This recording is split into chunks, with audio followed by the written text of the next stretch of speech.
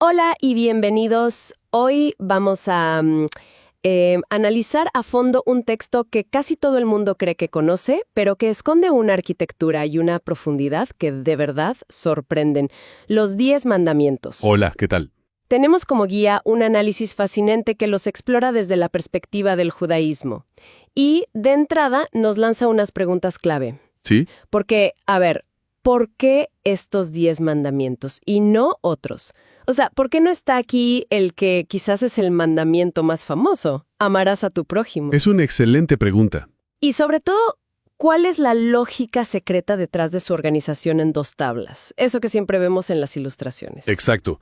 La idea hoy es ir mucho más allá de la típica lista de no harás esto o aquello. Ajá, Vamos a meternos, digamos, en la sala de máquinas para ver cómo están construidos por dentro. ok. No es una lista al azar, ¿eh? Tiene un esqueleto, una lógica interna que conecta todo. Y lo que es fascinante aquí, según esta fuente, es como una estructura que parece tan simple, en realidad contiene toda una filosofía. Toda una filosofía sobre La relación de una persona con lo divino y al mismo tiempo con el resto de la sociedad. Es como un mapa de 2 caras. Ok, pues vamos a desempacar ese mapa. El punto de partida que establece el texto es que estos mandamientos son las primeras palabras que Dios le dirige a todo el pueblo de Israel directamente. Directamente, sí. Uno pensaría que por eso deben ser lo más importante de toda la Torá, ¿no? Como un resumen ejecutivo. Pero aquí es donde la cosa se complica. Claro, esa es la primera teoría que presenta el documento, la de un sabio medieval muy famoso, Rabí Saadia Gaón. Ok. Él sostenía que sí, que estos 10 mandamientos son la base de todo, una especie de índice que contiene los 613 preceptos o mitzvot del judaísmo. Un momento, si él dice que los 613 preceptos están resumidos aquí, yo no lo veo. O sea, amar al prójimo o amar a Dios son ideas centrales del judaísmo. Totalmente. ¿Cómo es posible que no estén en este top 10? ¿La fuente explica esa aparente contradicción? Esa es exactamente la tensión que el texto explora. Porque tienes toda la razón. Si es un resumen, parece que faltan los titulares principales. Claro. Y esto llevó a otra interpretación, la de Abarbanel, que propuso algo distinto. ¿Qué propuso? Que los 10 mandamientos no contienen todos los preceptos, sino los 13 principios de fe del judaísmo. Pero bueno, esta idea también se topa con problemas. ¿Cómo cuáles? Pues, por un lado, principios de fe tan importantes como la venida del Mesías o la resurrección de los muertos no aparecen por ningún lado. Cierto. Y por otro lado, incluye mandamientos como no robar o no matar. Son reglas sociales fundamentales, claro, pero no parecen ser principios de fe. Entiendo. Entonces, no es un resumen de todas las leyes y tampoco es un catecismo con todos los principios de fe. No exactamente. Parece que la clave no está tanto en lo que dicen, sino en cómo están organizados. Y ahí es donde entran las famosas 2 tablas. Ahí está la clave. Siempre las imaginé con 5 mandamientos de un lado y 5 del otro, pero pensaba que era solo una convención artística. Pues resulta que no. Según este análisis, esa división es la clave de todo. Hay una simetría increíble, casi como un espejo. Un espejo. Sí, entre los mandamientos de la primera y la segunda tabla hay una correspondencia directa. El primero de la primera tabla se conecta con el primero de la segunda, el segundo con el segundo, y así. A ver, vamos por partes. ¿Cuál sería la primera pareja? El primero es reconocer a Dios, y el sexto es no matar. ¿Qué tienen que ver? La conexión, según la fuente, es teológica y muy directa. Ok. Dios es el autor de la vida, y por lo tanto, solo Él tiene la autoridad para quitarla. Claro. Cuando una persona mata a otra, no solo está cometiendo un crimen contra la víctima, está, en esencia, jugando a ser Dios. Es un atentado contra la imagen y semejanza divina que cada ser humano lleva dentro. Exactamente. Es como decir que el asesinato no es solo un crimen contra una persona, sino contra el creador de esa persona. Tiene todo el sentido. Ok, ¿cuál es la siguiente pareja? El segundo mandamiento, que es la prohibición de la idolatría, Ajá. se vincula con el séptimo, no cometer adulterio. La lógica aquí es que la relación entre Dios e Israel es descrita a menudo como un pacto matrimonial. Entiendo. La idolatría, entonces, es vista como el acto de infidelidad espiritual por excelencia. Es romper el pacto. Es una metáfora muy potente. La infidelidad en lo humano como reflejo de la infidelidad en lo espiritual. Sigue, me está interesando muchísimo esto. La tercera pareja conecta no tomar el nombre de Dios en vano con no robar. Esta sí que no la veo a simple vista. No, a primera vista no. Pero el texto nos da un contexto histórico fascinante. En la antigüedad, cuando no había cámaras de seguridad ni pruebas de ADN, Claro, era más complicado. si alguien era acusado de robo y no había testigos, se le podía exigir que hiciera un juramento solemne en nombre de Dios para declararse inocente. Ah, claro.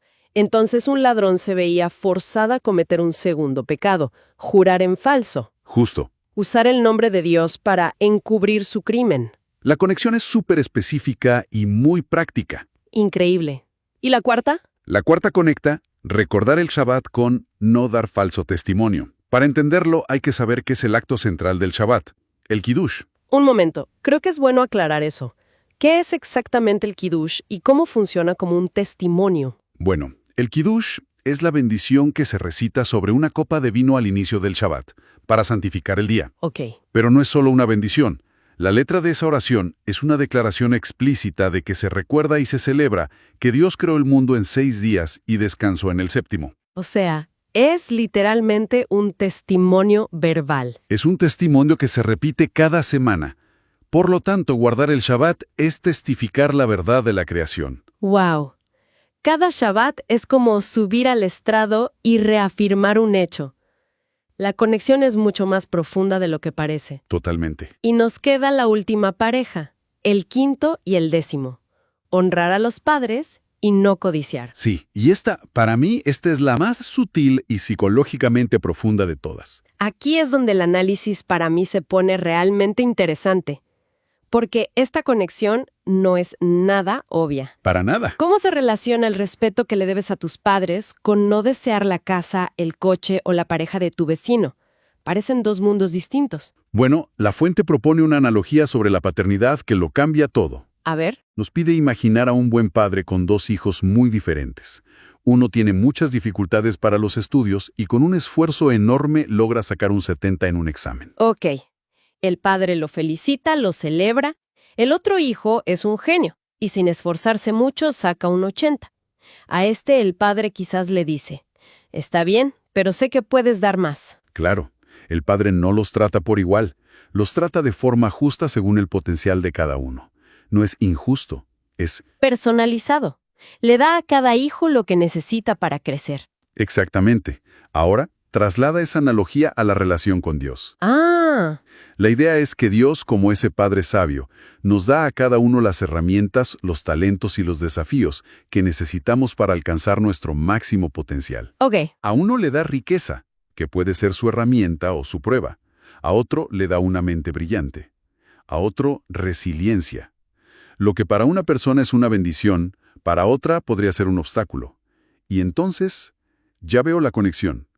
Codiciar lo que tiene el otro, desear su casa o su talento, es básicamente decirle a Dios, te equivocaste conmigo, fuiste injusto, Precisamente. el reparto estuvo mal hecho. Es como el hijo que se queja porque su padre le dio un libro a él y un balón a su hermano. La codicia nace de una falta de confianza en la justicia del reparto divino. Exacto. ¿Y cuál es el antídoto para esa desconfianza? El quinto mandamiento, honrar a los padres. Claro, honrar a tus padres implica, fundamentalmente, confiar en su juicio, aceptar que sus decisiones, aunque a veces no las entiendas, vienen del amor. Es el entrenamiento para la confianza. Esa confianza es el músculo que se entrena para luego confiar en el Padre Celestial. ¡Qué increíble!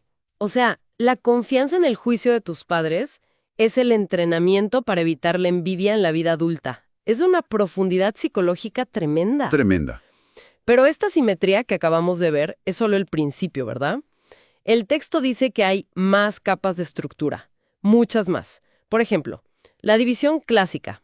La primera tabla se enfoca en la relación entre el ser humano y Dios y la segunda en la relación entre las personas. Esto nos lleva a una pregunta que ya mencionaste. ¿Por qué honrar a los padres está en la primera tabla, la de Dios?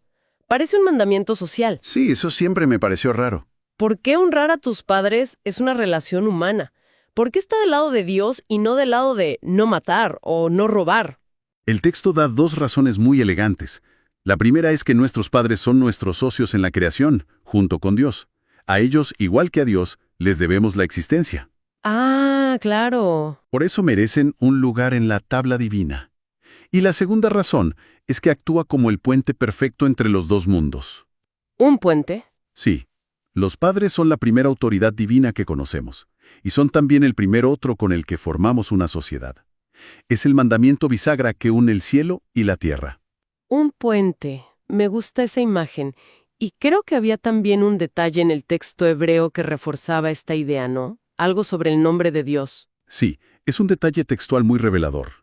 El nombre explícito de Dios, lo que en hebreo se conoce como el Shem Hashem, solo aparece en los primeros 5 mandamientos. Los de la primera tabla. Exacto. O sea que en la segunda tabla, la de las reglas sociales, Dios no está presente. Está desconectada de lo divino. Parecería que sí, pero no. Y aquí viene un detalle numérico que es asombroso. A ver, La presencia de Dios en la segunda tabla es más sutil, está codificada. La segunda tabla tiene exactamente 26 palabras en el hebreo original. 26. 26. Y 26 es el valor numérico, lo que se conoce como gematría, del nombre de 4 letras de Dios. No puede ser. Es como una firma invisible. Nos dice que las reglas sociales también tienen una raíz divina, aunque no lo parezca. Eso es alucinante. Es como un mensaje oculto. Y el documento menciona que hay otro patrón más. Uno que tiene que ver con el tipo de acción que requiere cada mandamiento. Correcto. Hay una progresión muy clara en la primera tabla. Los 2 primeros mandamientos, creer en Dios y no tener ídolos, se cumplen principalmente en el ámbito del pensamiento y el sentimiento. Son internos. Exacto. Luego, el tercero y el cuarto, no jurar en vano y santificar el Shabbat, se cumplen fundamentalmente a través de la palabra, el juramento y la bendición. Y finalmente el quinto, honrar a los padres, se cumple con la acción concreta, cuidarlos, respetarlos. Ayudarlos, sí. O sea, la primera tabla es como un viaje de adentro hacia afuera. Empieza en tu mente, pasa por lo que dices y termina en una acción concreta en el mundo. Exacto. Y lo increíble es que la segunda tabla hace el camino de regreso, En reversa. en reversa. Empieza con los mandamientos más concretos. El sexto, séptimo y octavo son acciones puras. No matar, no cometer adulterio, no robar. Correcto. Luego, el noveno, no dar falso testimonio, se centra de nuevo en la palabra. Y el décimo, no codiciar, vuelve al punto de partida, el mundo del pensamiento y el sentimiento. Es controlar la envidia, algo totalmente interno. Es un ciclo perfecto, es un circuito completo. Comienza y termina en el mismo lugar, la conciencia. Esto demuestra que no es una lista de reglas, es un sistema diseñado. Ok, esta arquitectura es impresionante. De verdad, es como un edificio perfectamente diseñado. Pero me sigue dando vueltas la pregunta del principio. ¿Para qué? ¿El porqué de todo esto? Sí, ¿para qué tanto detalle? ¿Por qué esta estructura tan compleja y por qué entregarla en este momento específico, justo al salir de Egipto? ¿Cuál era la misión final? Esa es la pregunta del millón. Y la respuesta que propone el análisis es muy poderosa. Los 10 mandamientos no eran solo una constitución. Funcionaron como una especie de conversión masiva. Conversión masiva. De su fe. Exacto. Y la fuente menciona que los eventos que rodearon la entrega de los mandamientos eran paralelos a los pasos de una conversión individual. ¿A qué se refiere? Exactamente. Se refiere a 3 actos clave que precedieron la entrega de la Torá. Primero, la circuncisión, el Brit Milá. Ok. Luego, una inmersión ritual en agua, la Tevilá, para la purificación espiritual. Y finalmente, las ofrendas para formalizar el compromiso. O sea, no fue solo, aquí tienen unas leyes. Fue un proceso de transformación completo. Para toda la nación. Y esa idea de la conversión también explica la estructura interna de los mandamientos. El texto cita a Maimónides, el Rambán. ¿Sobre cómo enseñar a un nuevo converso? Sí, y es una clave fundamental. Rambam explica que a una persona que se convierte, primero se le deben enseñar los principios de la fe de forma extensa y detallada. ¿Y solo después? Solo después se le enseñan las leyes prácticas de forma más resumida.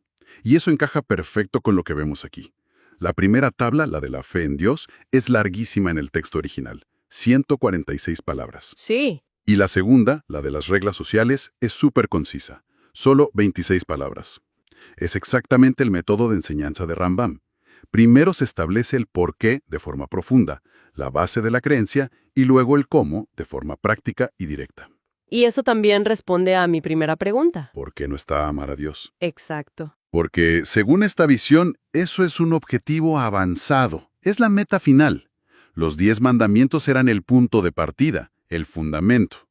Era el curso de introducción 101 para una nación que necesitaba reaprender a creer. Y para cerrar el círculo, hay un último dato numérico que lo une todo de una forma casi mágica. El texto completo tiene 172 palabras. Y ese número, 172, es el valor gemátrico, el valor numérico, de la primera frase del primer mandamiento en hebreo. Anoji Hashem Eloheja.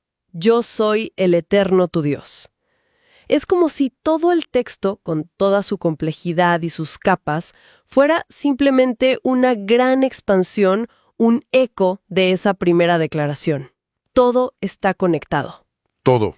Entonces, ¿qué nos llevamos de todo esto? Hemos pasado de ver los 10 mandamientos como una simple lista de prohibiciones a entenderlos como un texto con una arquitectura profunda, deliberada. Sí. Una estructura simétrica que teje conexiones entre la fe y la ética, y una progresión lógica que nos lleva en un viaje desde el pensamiento a la acción y de vuelta. Son el cimiento de un pacto. Diseñados no solo para gobernar, sino para transformar la identidad de todo un pueblo. Exacto. El análisis concluye que las 2 tablas representan 2 conceptos que los profetas hebreos siempre buscaron unir: Emet y Shalom, verdad y armonía. Se pueden traducir así. La primera tabla, la de Dios, establece la verdad con mayúsculas, un marco de significado. La segunda tabla establece las bases para la armonía social. Ok. Y esto nos deja con una idea para reflexionar, una que creo que es increíblemente relevante hoy en día. A ver. Si la verdad espiritual y la armonía social están tan intrínsecamente conectadas como sugiere esta arquitectura, ¿puede realmente existir una sin la otra a largo plazo? Es una buena pregunta. ¿Qué le pasa a la ética de una sociedad, a sus reglas, cuando se desconectan de un marco de significado más grande? Y a la inversa, ¿de qué sirve una fe muy profunda si no se traduce en una sociedad más justa, más pacífica y más armoniosa?